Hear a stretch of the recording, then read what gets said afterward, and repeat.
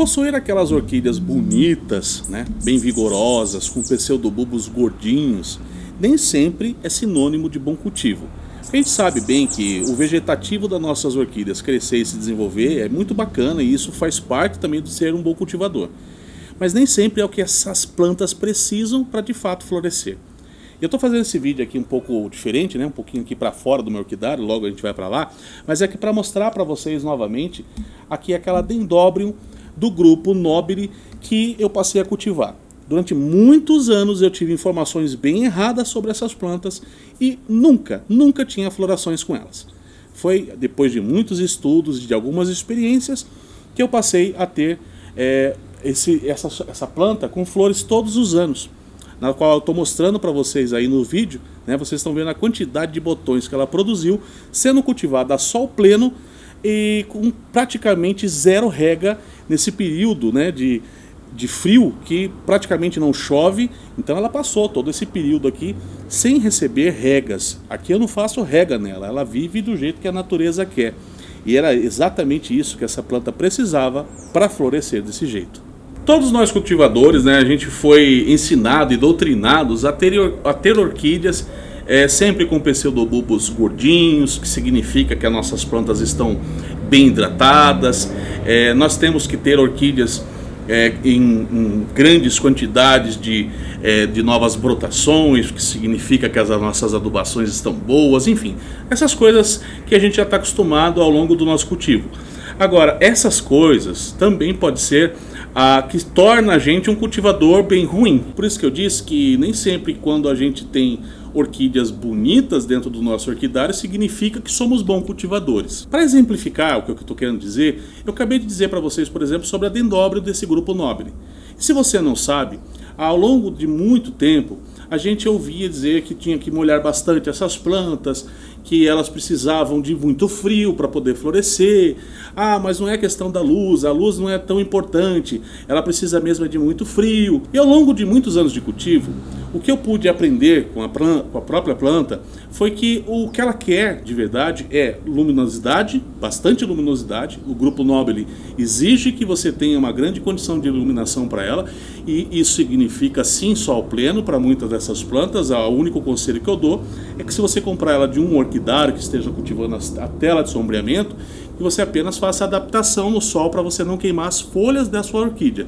Mas depois de adaptada, elas vão ficar muito bem em questão de sol pleno mesmo. E o pulo do gato, o segredo para ter florações com a Dendrobium do grupo Nobile e todos os híbridos que são feitos com ele, é justamente no período mais frio do ano você eliminar as regas, você deixar essa planta sem as regas. Ela gosta mesmo de passar por esse estresse hídrico para que assim ela seja incentivada a sua floração. E não pense você que a Dendrobium do grupo Nobile é a única planta que exige isso para que se traga belas e lindas florações do seu cultivo. Aqui na minha mão está mais uma planta que também tem essa característica.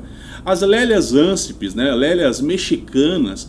Quando a gente teve a oportunidade de conhecer um pouquinho mais sobre essa planta, a gente descobriu que essas plantas nos seus habitats naturais, elas chegam a ficar engrunhadas de uma forma assim muito feia mesmo. Você olha e você fala, nossa, a planta está judiada. Mas é justamente nessa época, quando ela está dessa forma, que ela produz enormes florações. Florações que muitos cultivadores jamais puderam ver nas suas coleções. E isso por seguir sempre esse conceito de que nós temos que estar molhando o nosso orquidário e dando essas condições para as plantas, né, que elas estejam sempre bem hidratadas. É claro que a gente tem que ter cuidado com essas informações. Não significa que pelo fato de que uma ou outra planta tem essa necessidade de estresse hídrico que nós vamos cortar em determinados períodos do ano as regas do nosso orquidário. E por isso que você deve conhecer a planta que você cultiva. Entende? Que cada vez mais é importante você saber o que você está cultivando, a planta que você está querendo, aquilo que você está comprando. É justamente para você estudar especificamente aquele gênero ou espécie para você ter determinado sucesso com ele. No caso, por exemplo, aqui eu mostrei para vocês as Lélias mexicanas e digo a vocês que mesmo em condições de um pouco mais de água, elas florescem também. São muito bem cultivadas no Brasil em condições de mais regas durante o período da sua floração. Ela, embora na natureza ela tenha se mostrado com as melhores florações na escassez da falta d'água, em cultivo ela bem cultivada e com recebendo água ela também floresce bem. Mas experimenta colocar essa condição para as suas lélias em condições de estresse hídrico nos períodos das suas florações, para você ver o enorme número de florações que ela pode trazer para você. Você realmente pode se surpreender com isso. Eu faço esse vídeo muito mais por uma alerta, porque não tenho como trazer todas as plantas com as suas necessidades, para que você entenda que ter orquídea bonita não significa bom cultivo.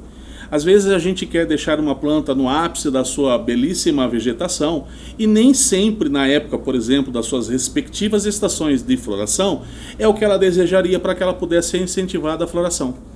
Às vezes a gente tem uma planta na nossa coleção que sequer floresce por não entregar justamente essas condições que elas precisam.